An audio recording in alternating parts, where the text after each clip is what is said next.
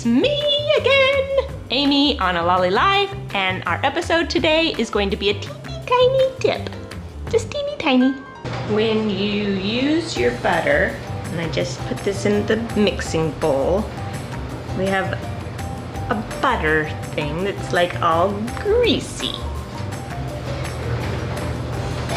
When you need to grease a pan, you can do it with the butter wrapper. And just kind of use the butter wrapper to go all the way around the pan, grease all the corners. That is one way that you can use up and not have waste. Now my pan is greased.